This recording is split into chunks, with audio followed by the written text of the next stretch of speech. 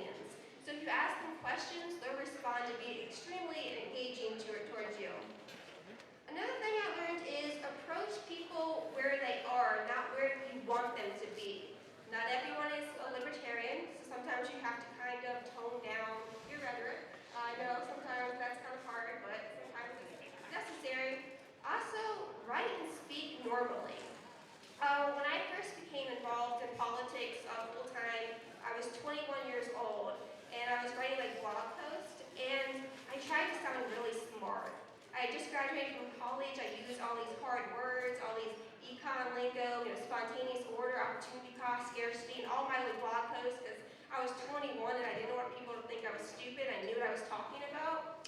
My boss told me, stop that. He said, write like you speak, because that's what people want to read.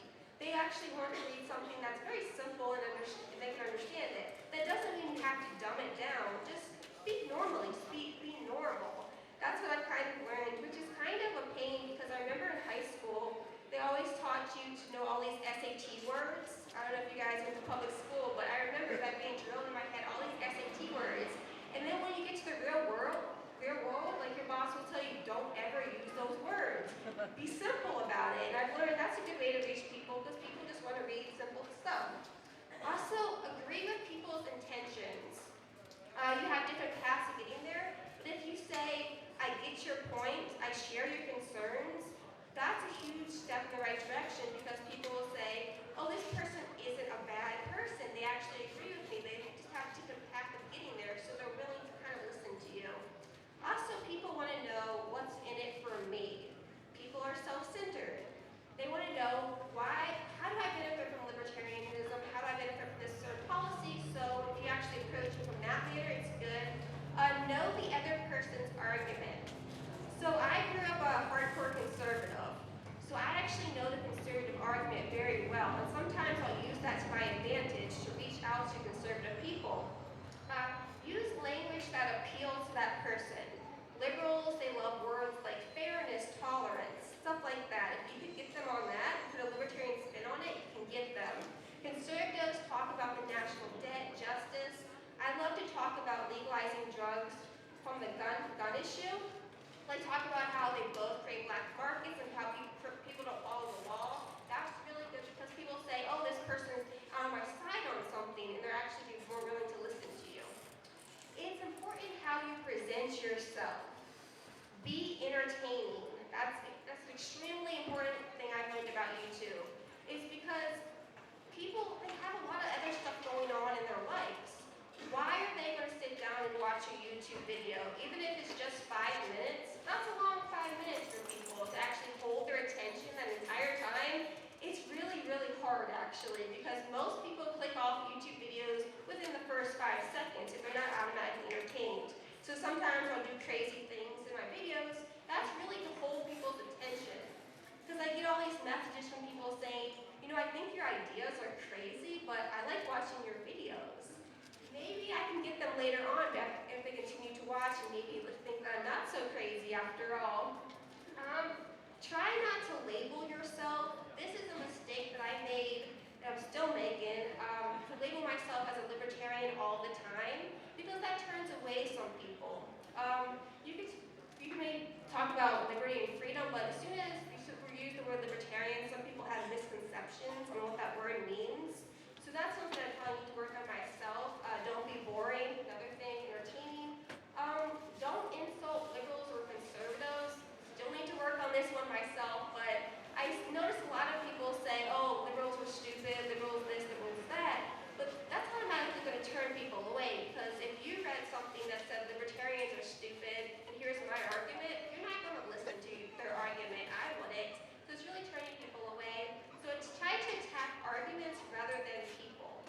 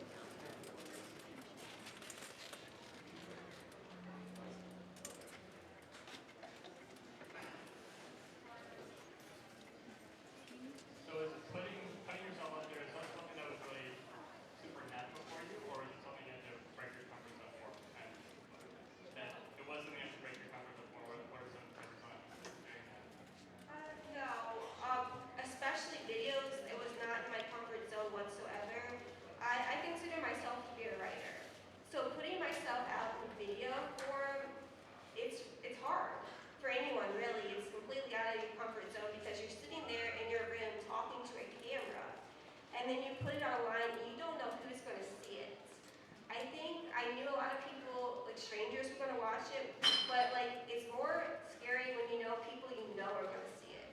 Like your family members, people you went to school with, like what are they going to say about me and stuff like that. It's definitely hard, but you have to realize, why am I doing this? Like it's worth it. You're going to get hate, you're going to get people who are mean to you and whatever, but it's worth it in the end. Hi, I completely agree with you, and I think I personally think a big part. Hi, I completely agree with you, and I think a big part of being outside the bubble is really knowing the opposition and understanding that I so agree with you, but also knowing the arguments. What kind of opposition voices do you listen to when you're trying to understand what's going on? Sure. I listen to a lot of conservative voices. People like I watch like Steven Crowder's videos. If you guys know him from YouTube, Lee Doran, he's more of a conservative one. Those are the conservatives on YouTube. There's not that many. Besides that, Michelle Malkin, you know, the Fox people, Sean Hannity, Bill O'Reilly. I know sometimes it's like, oh god, but if you actually know where those people are coming from, there's a lot of people who respect them. I know, I'm going to say something about Glenn Beck. Like, I know a lot of libertarians are like, oh, Glenn Beck. But he has a huge audience. And like, he recently came out and supported drug legalization. That's actually a really huge move, and I wish more libertarians would support him on that, because he has millions of people who respect and hang on his every word. So as soon as, oh, Glenn Beck's for drug legalization, oh, it's not like a hippie issue anymore, it's not a liberal issue anymore, it's a conservative issue. And they're conservative, so they're actually more willing to listen to them. So yeah, there's a lot of people, you know, just get out of your bubble. Liberals that I listen to, there's a lot of liberals on YouTube. It's basically dominated. There's just basically a ton. I watch them all the time. There's not that many that I watch every day, but they're all over the place on YouTube. Hi. On your whole topic of honesty, Yeah. so I write for the Desert Links, and I try to be honest about a lot of things. And I recently wrote an article called "Why Liberty Attracts Scumbags," and it broke all my boot camp records before, and got picked up by Miss Lenny Blue to the local Baptist blog. And I guess my question in all that is there ever a line of honesty you don't feel it's safe to cross for you personally? Like, you want to be honest about yourself, but is there something that's internal only for you in terms of your views? Oh, that's a good question. I actually did see your article. I thought it was good because you're willing to call out your own side, and I think that's really important. As far as, gosh, I don't know. I tend to be really honest to the point where it actually probably hurts me, because I feel like I alienate some people sometimes, but I'm just like, okay, this is just my opinion. This is what I believe, and take it or leave it. Maybe I need to work on that myself. I don't really know. Any question? When are you moving? When am I moving? I don't know. I probably got family and friends back at home, so I don't know. But I love the Free State Project. Keep coming back. Well, thanks for the talk. I think I understand what you're saying when you're conversing with other people about understanding where they're at. But then my question is, how do you do that with content on the internet where you're speaking to basically everyone? Yeah. How can you still craft it for different groups? I think you have to get your own niche. And try to find that. Because, like I said, for the first year, it was only libertarians who watched my videos. In 2012, I made this video making fun of Lena Dunham, who did this Obama ad for Obama. And I basically just made fun of her and just bashed Obama. Well, a bunch of conservatives picked it up. Really huge, like the Breitbart, like Right Wing News, all these like huge conservative blogs picked it up, and all of a sudden, like it had 500,000 views, and there was new people I was bringing on. So one of my main missions is to reach those people, because if I'm just speaking to libertarians all the time, I'm not converting anyone. Like, I'm not concerned with libertarians. Like, you guys are fine. You guys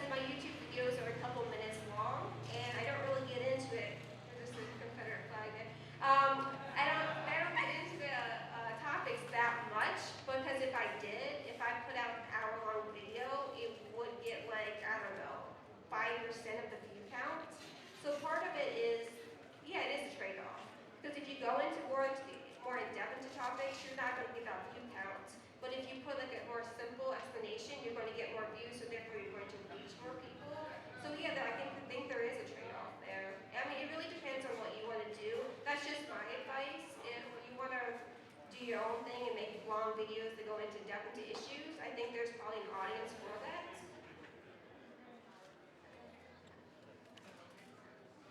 I think recently you started a little bit of controversy when you were clarifying your position on libertarianism. Some people kind of critiqued you for, how you felt about, anarchism in general.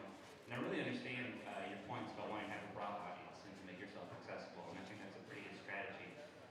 But I think you have, because of that, shied a little bit away about what your personal viewpoints might be. So, as an individual, as Julie Borowski, like, how do you feel about anarchism? Is that really something that you think is tenable or the best way to think?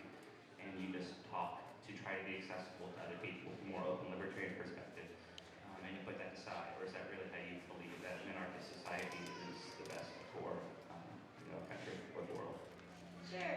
So I read an article recently. It was titled in quotes, "Why Am I Not an Anarcho-Capitalist?" The reason why I wrote this article is because I constantly get people online saying, "Why are you not an anarchist?"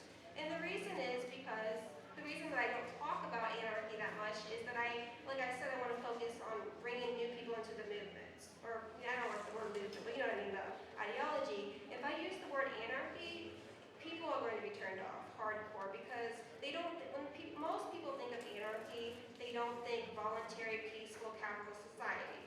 I would be fine with that. Ideally, that's probably what I would want to see. I have a couple questions. I think everyone probably does have questions on how it would work out. I admit that. Ideally, yeah, that'd probably be good. But when most people hear the word anarchy, they think violence. They think of those anarchists, like communists, like breaking windows in Starbucks and causing riots. That's their image. So as soon as I say anarchy, that's what they think. Automatically, they're turned off to anything possible that I could say. That's what I think. If you want to be an anarchist and you want to put anarchist videos and stuff like that online, I'm perfectly fine with that. Like, I'm not trying to cause any beef with you. I'm just trying to explain why I don't go that route. Because I want to bring in more people into libertarianism in general, probably more like broad libertarianism. I don't really have a beef with anarchists. I read a lot of Murray Rothbard. I agree with him on a lot of things, but I just have a different tactic. And I think if you have a different tactic, that's fine. That's just kind of like me. It's what I do. You've mentioned the importance of having your niche. You obviously have one, but in the work that you've been doing, have you come across any other very particular niches where you thought, oh my goodness, we need someone else, not me, but someone else who's going to capitalize on this niche and start making it for these people? Just out of curiosity, so that we have some ideas of how we could maybe get involved with a YouTube channel of our own or something. That's a good idea. I think we just need more YouTubers in general, because like I said earlier, I think liberals dominate YouTube. If you're in the libertarian circle, you may think there's a lot of libertarian YouTubers, but compared to liberal YouTubers, there's a very small amount. So I think we need more YouTubers in general, niches that aren't already, I think there's a lot of different niches in libertarianism. You kind of have the hardcore anarchist people, you have kind of the more, whatever you want to call it, more mainstream people. I think there's a lot of niches. Maybe more people to reach out to liberals. Like I said, I reach out to a lot of conservatives. If there's somebody to reach out to more liberals, like that would be great. Maybe. Thank you very much for coming and for giving us advice on reaching the broad market. I was wondering if you had some advice on a person-to-person level, that things that you see that are helpful when dealing with friends and family when you're talking one-on-one, and how to reach them and how to interact with them. Thank you. Sure. I remember when I first got involved in 2007, hardcore into libertarianism and Ron Paul, I would force my family members to sit in front of YouTube and watch Ron Paul videos. They didn't like it. They were really long videos, and they were like, okay, that's great, sweetie. That's great that you're involved in something. That's great. But they didn't get it because I was like forcing it on them. They weren't like, hey, Julie, I'm interested in what you're doing. Can you show me? I basically said, watch this. One of the things that I try to do is when I'm talking to somebody is not to force it on them. Ask a lot of questions about what they believe. Like, why do you believe that? Because it's not exactly like coming at them as so much. Basically asking questions. A lot of my friends, I don't talk about politics that much to them because they don't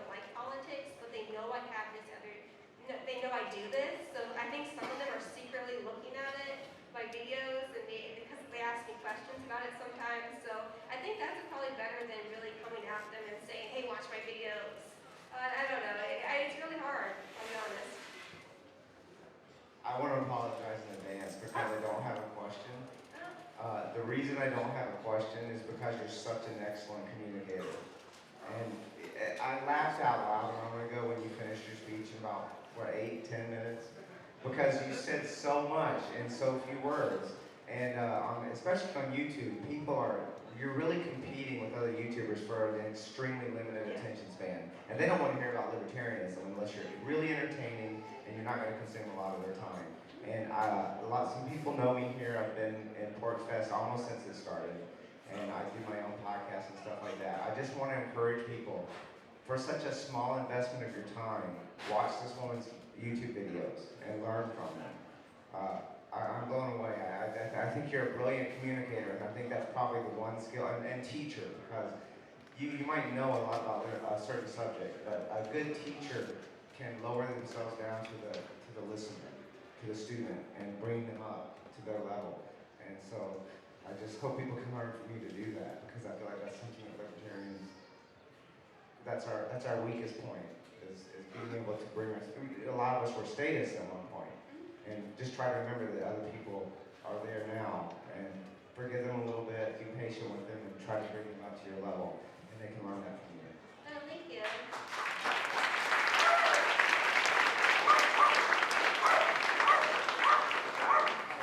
I'll be real brief. I just wanted to mention to you, because I didn't know if I would have a chance after your talk, that I first learned about you when I was putting together a CD of Ron Paul songs. And there were a lot of great songs done about Ron Paul. And you had one where you were sitting and playing a folk guitar. Do you remember doing that?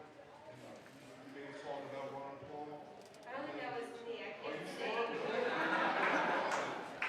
I never sat in Oh, but I'll claim credit for it. Yeah, that was me. I am a great singer. double check that. I thought it was you. I'm sorry.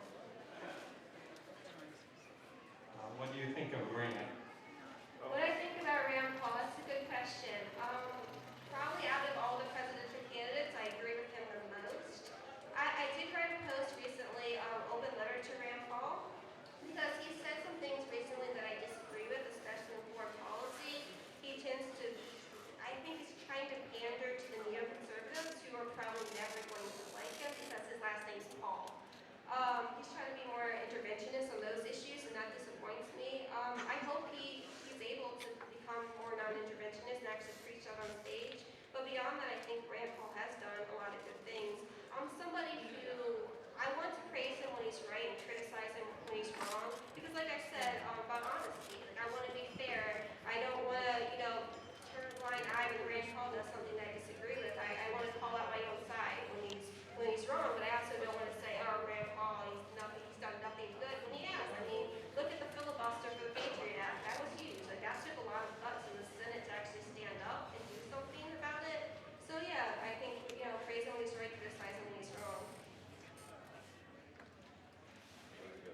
Yes, ma'am. The name of your speech was by combating the echo chamber, taking the echo chamber, right? I just wanted to tell you how happy I was when I watched the video on John Stossel, and you attempted to get out of this. It was a debate with Kathy Reisman. Right?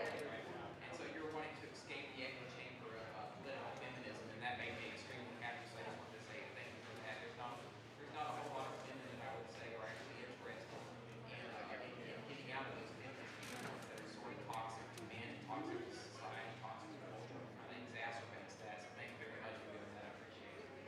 I had never heard you until I decided I was going to work this. This is the first one. So you're really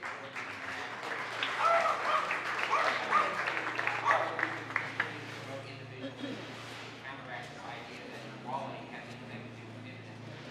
That whole idea is counterintuitive. How can you for equality when you label yourself a feminist? So that's totally genderable, sex specific, and I don't appreciate that. So thank you very much. Hi, my question was more aimed towards the outcome of the contributors concerning the comment you made about a lot more liberals were YouTube and parliamentarians and getting this bubble.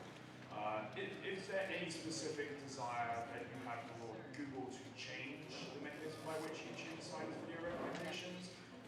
not just for libertarians to recognize that we are outnumbered even still on YouTube. It's something that doesn't feel that way a lot of the time. But also trying to get more liberals to watch libertarian videos. Do you have any idea of where you'd like that to go potentially in the future?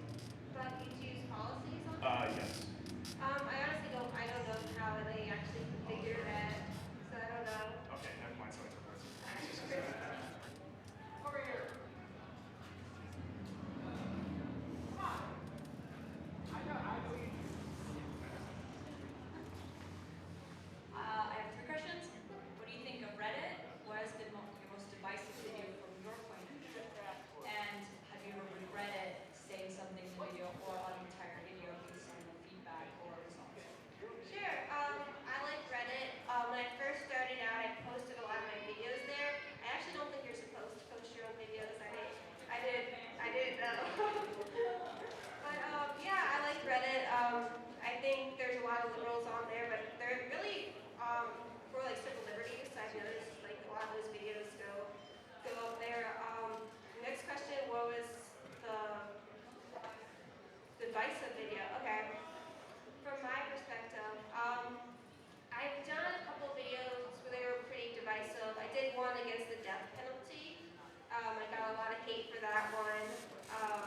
I basically said, the government shouldn't be able to kill people and all that kind of stuff, but there was a lot of people saying, well, these are murderers, these are good people, are you sympathetic to them?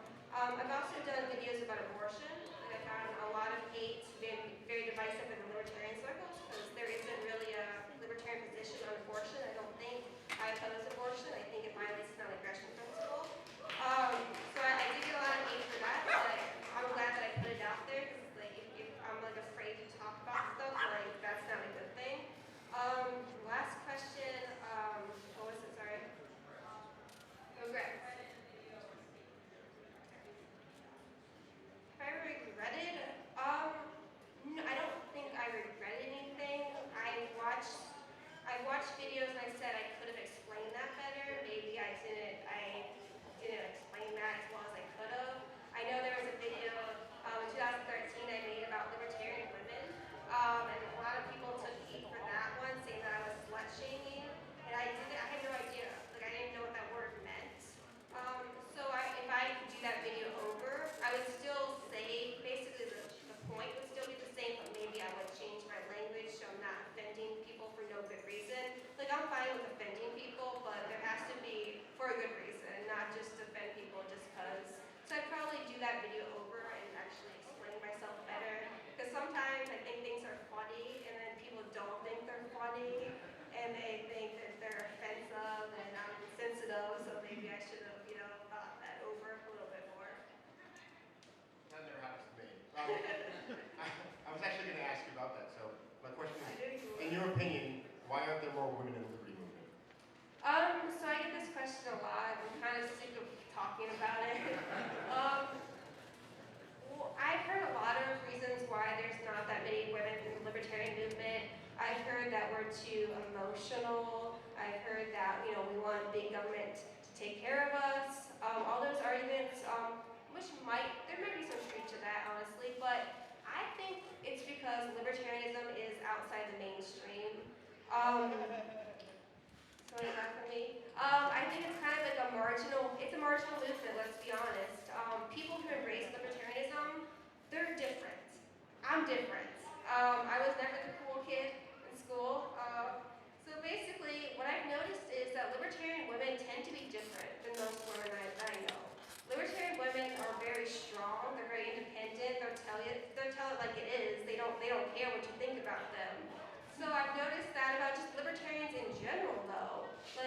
If you are going to be a libertarian, if you're going to talk about it, especially publicly, like I said before, you're going to get a lot of hate because it's not mainstream. There's a lot of people who have misconceptions. They think you're a terrible person. You hate poor people. All these stuff. So it takes a certain kind of person to come out and say, I'm a libertarian. This is what I believe. Take it or leave it. And I've noticed that men are more likely to embrace outside the mainstream movements or what have you than women. You look at comic book conventions, you look at anime conventions, stuff like that, chess club, it's mostly men. So I think as libertarianism becomes more popular, it's going to reach more people, including women and minorities and what have you. Yeah, and I know,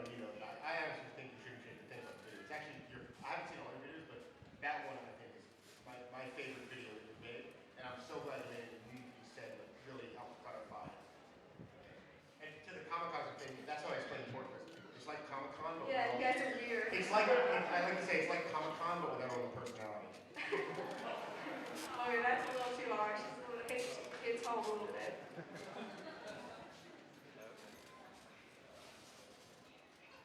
Any more questions?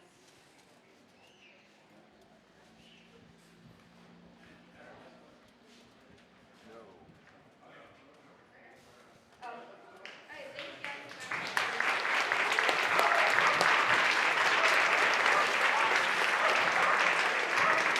Everyone, please, we're taking a group photo for this year's Sport Fest directly behind you. Please go around into the front. If you can't see the camera, they can't see you. Thank you.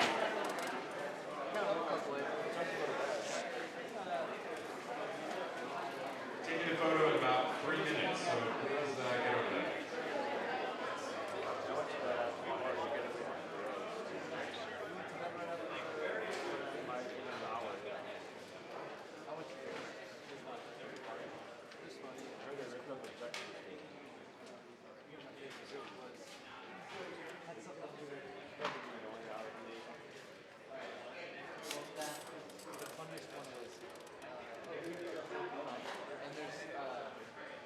If she had as many pricks pointing out of her as that go in her, she'd be a porcupine.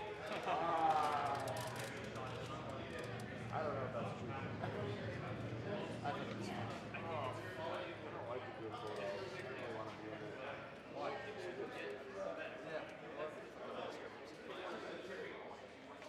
We trying to, is that like, do I get you back inside and then talking to you?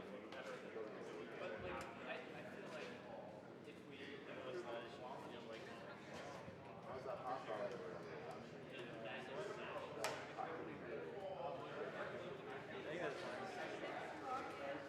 I got some cookie last night.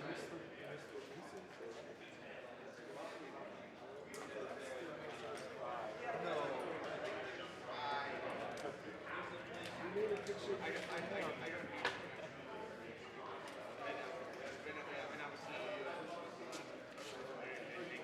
Yeah, I forget his name. This guy that was in line all night. He's like, are you Joe's cousin or brother? Or I'm like, what? No. I'm selling these kids. I thought you were people or something. Oh, who thought you were there too? You wore glasses, like you both wore sunglasses. It was on the camera. Even without the symbol, when you look down, like you couldn't even show the last. Down from above. Like when you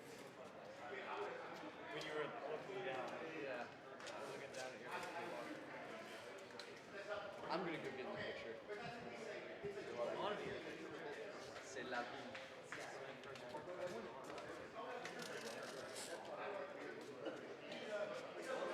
It's gonna be like an hour.